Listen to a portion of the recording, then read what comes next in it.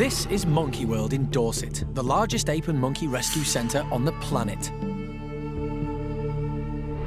Today on Monkey Life, chimp toddler Brian finally makes friends with bad boy Seamus. But later, they fall out again. And it's moving day for the Gibbons as the park arranges an ape wife swap. We're going to give them the best option that we can by offering her another male and by offering him a lady who won't be quite so nasty to him.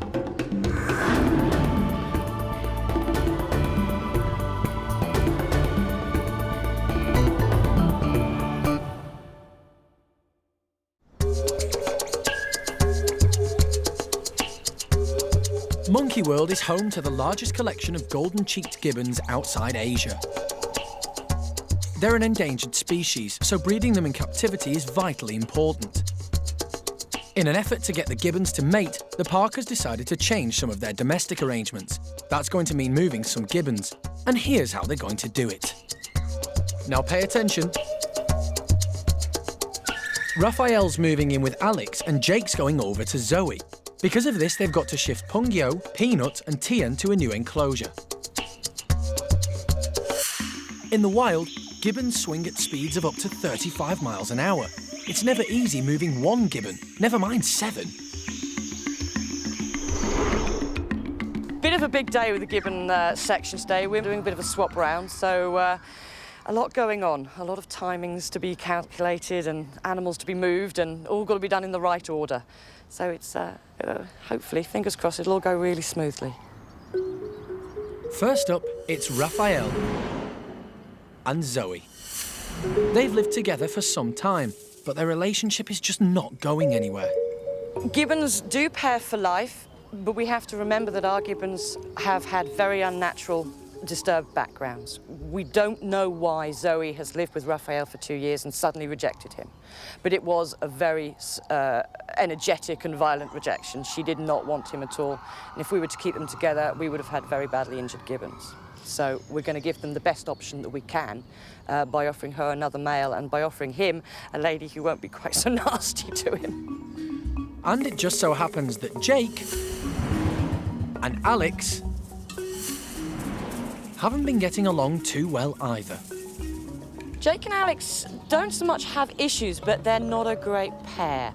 Alex is a little bit dogged by Jake, to be honest with you. He's a little bit like a love-sick puppy following around, and I think she quite likes some space. I actually think that Raphael might be a slightly better match. He's got a slightly more playful side to him, and Alex does like a little bit of a game. So hopefully that'll bring out her playful nature too. So the park has come up with a practical solution, a wife swap. We're trying to do it as much as possible without any sedation, which can be tricky. Obviously, trying to get a gibbon to walk into a box when he doesn't know what's happening to him is a little bit much to ask, but so far it's going really well. It's plan, absolute perfect. We couldn't have asked for any better.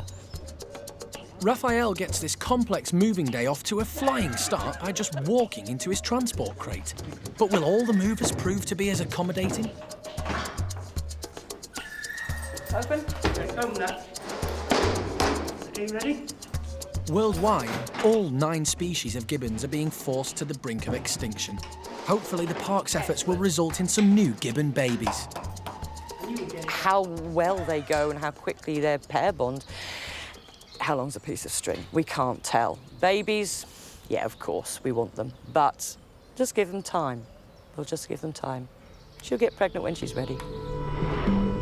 With one couple moved, there's one couple to go. But there's a problem. For this last pair to move, Peanut and her family has to move first.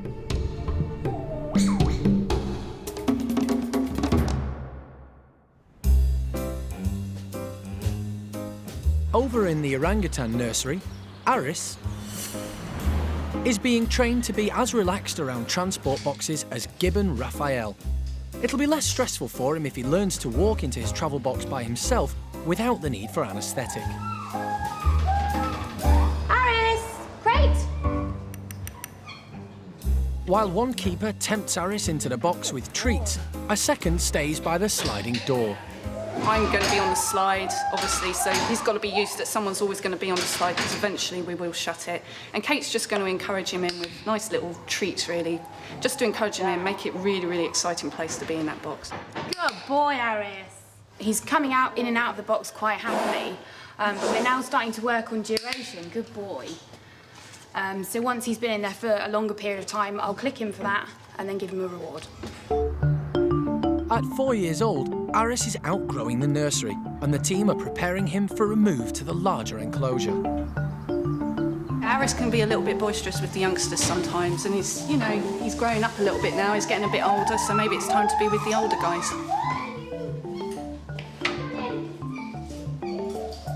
For Aris, this is simply a great game, and it's played in stages. Taking it very, very slowly, and then eventually we'll get to the stage when we can shut it completely, and we'll click and reward him, and then we'll open it straight away, and then we'll extend that period of time. It's just to make him feel comfortable that he's not going to be stuck in that box forever. Good boy, Aris. It's gone really, really well. He's done absolutely brilliantly today. We've managed to shut the slide quite a lot, and he's not reacted or negatively anyway, so it's gone really, really well. Aris will be moving in a couple of weeks' time, when everybody hopes he will happily go in and out of the box. Good boy, Aris. Good boy.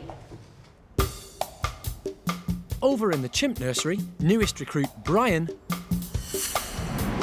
is flourishing under the watchful eye of foster mum Sally.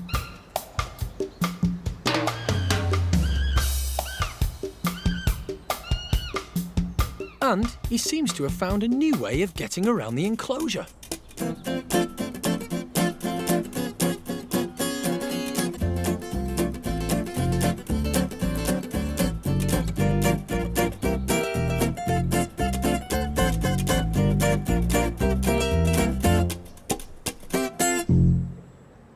When Brian first arrived, bad boy Seamus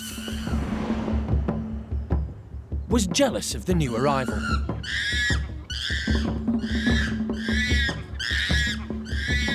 And foster mum Sally often had to intervene.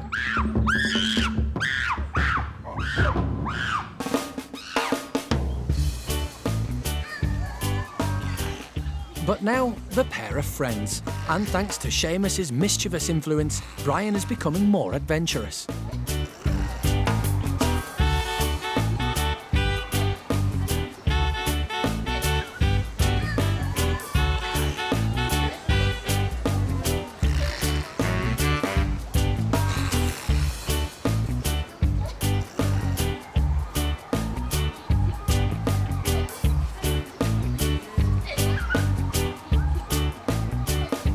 Just like humans, chimpanzee toddlers develop and grow stronger by playing and exploring, and Seamus is helping Brian do just that.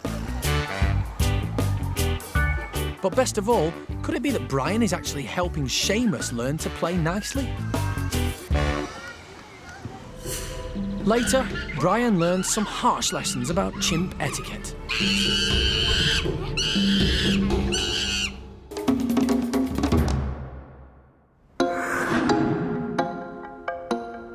Back with the Gibbon wife swap, Raphael's moving in with Alex, and Jake's joining Zoe. But their new home is currently occupied by Peanut and her family, so there are yet more Gibbons to move. We're going to bring Peanut, Pungyo and Tien down here to the bottom Gibbon house, where they will live as a family unit. They're growing in every way, numbers as well as size. Tien's growing up hugely now, and he's going to have this amazing space out here with trees and everything to run about in. So we're hoping that the family will live down here quite happily, and we'll sort everybody else out with their new accommodation too. Raphael's move was textbook, but Peanut hasn't been trained to walk into a transport crate.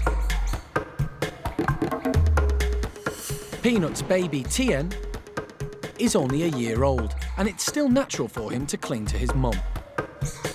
To reduce his stress, they will move together, but Peanut is going to have to be sedated. Sedation can be dangerous. Anesthetic, any anesthetic, is a worry and a risk.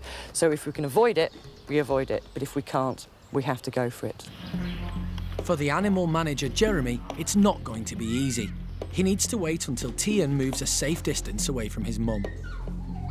I'm not going to try and dart Mum when she's holding a baby. So, you know, there's lots of this. They will be difficult. Gibbons are always a nightmare.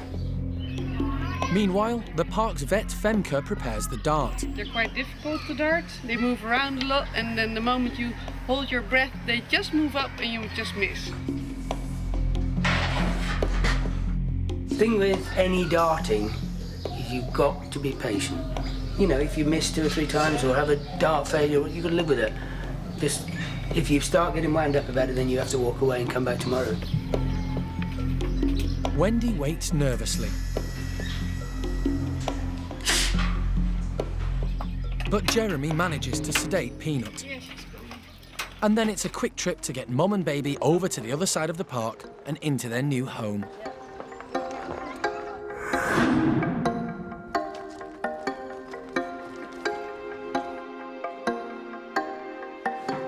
Peanut is gently placed into the bedroom, with Tien firmly attached. The team now has to wait for her to come round from her anaesthetic. It's a tense time waiting for any primate to wake up, but especially with these apes that are so rare and endangered.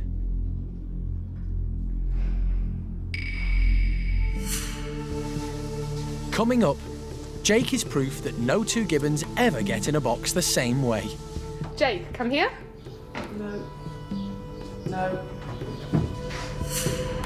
And toddler Brian gets a lesson in chimp manners.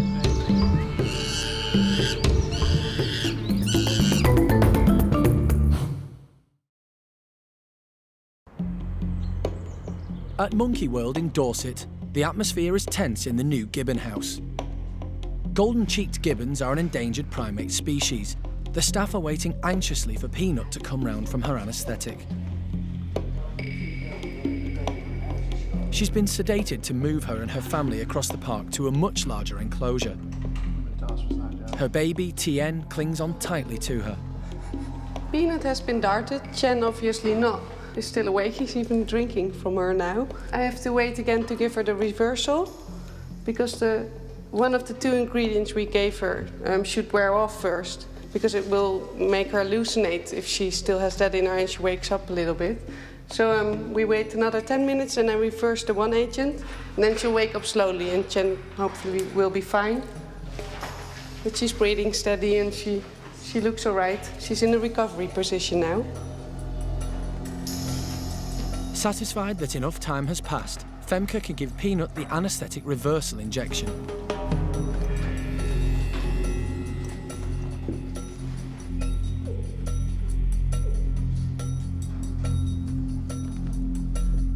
Now, all they can do is wait. Peanut.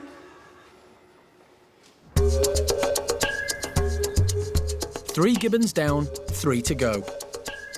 Zoe and Jake should be a simple prospect. They've both been well trained, so they will not need to be anaesthetised.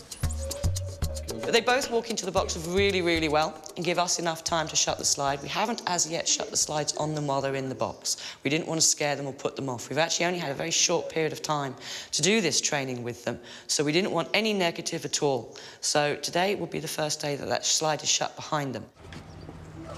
First up, Zoe.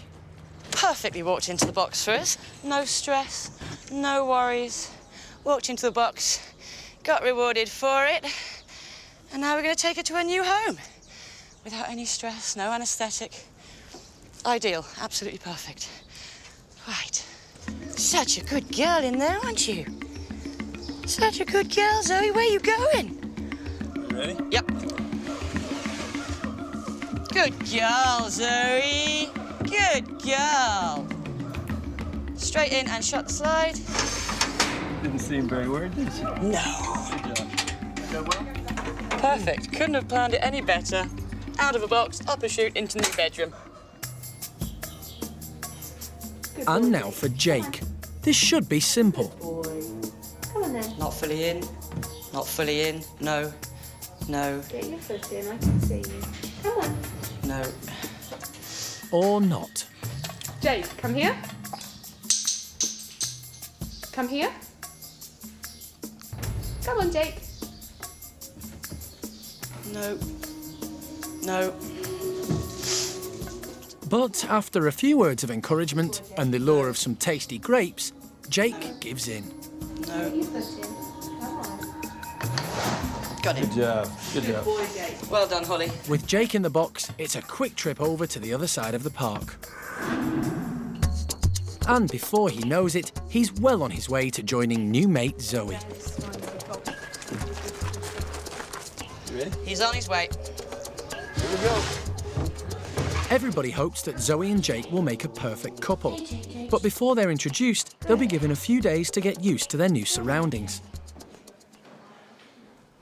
Coming up, baby Tien is still clinging to his mother. Will she wake up safely from the anaesthetic?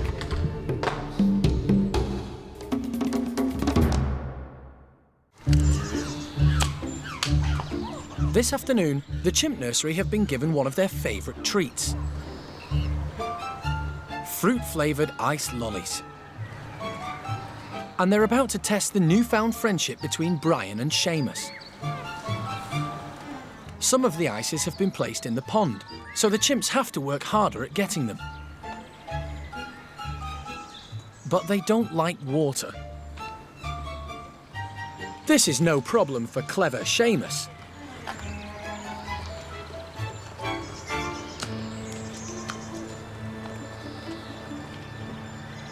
There's no way new recruit Brian will brave the water.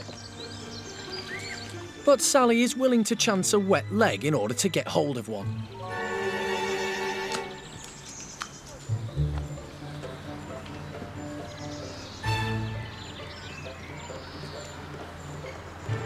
At last, Brian decides to grab a lolly for himself. They've all gone. Upset, he heads over to Sally.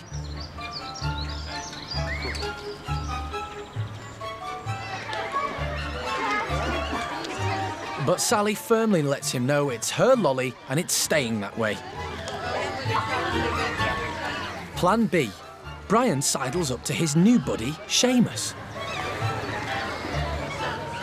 But Seamus lets Brian know exactly how things are.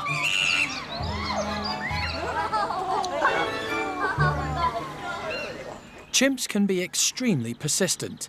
It's time for Plan C. Lulu. No chance. And her nip comes as a nasty shock. For the youngsters, the nursery is usually all about playtime, but it also helps develop social skills. And it seems Brian hasn't quite got the idea that you don't take things that don't belong to you. But finally, Sally shows the soft side he was hoping for. Now she's on her second ice lolly, she doesn't mind sharing a bit with Brian. Unlike Seamus, who's not about to share his monster stash with anybody.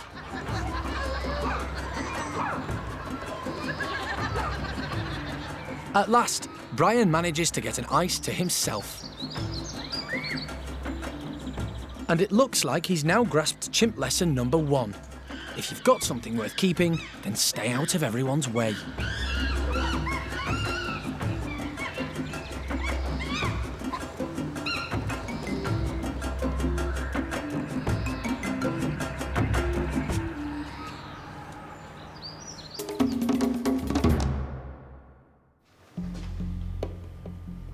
Back with golden-cheeked Gibbon Peanut, her anaesthetic reversal injection should be working. Peanut. How long since she's had the reversal? 4 minutes. At last, Peanut starts to come round. Hello, sweetie. Good morning. Hey, Peanutter. Not the horrid people around. Come and say hello to me. You've still got Tien. Yes, And Wendy is relieved. Come on, sweetheart. Come on. Every time you put an animal under sedation, they need to be able to hear their keepers or someone they trust, their voice. Just like you would come down for an anaesthetic, you want to hear a voice telling you everything's all right and everything's fine and you've done well and you're still there, and you want to be able to recognise that voice. So I'm a known factor. I'm not like Jeremy or the vet who does the darting. I'm not the nasty one, as it were. I'm the good guy, or at least I'm supposed to be the good guy. So hopefully she'll forgive me. Hello, sweet pea. You gonna come and say hello? Come and say hello. Too scary. Tien's happy because Mum's sitting up. I just wanted to come over to me just to say hello. There's my sweetheart. Oh, you are still very wobbly, aren't you? Still very wobbly. Hello, darling. Hello, sweetheart. Now Mum and baby are safely settled in, it's time for Dad, Peng Yo, to rejoin his family. This family's new enclosure has more space and a natural tree-filled environment in which Tien can grow up.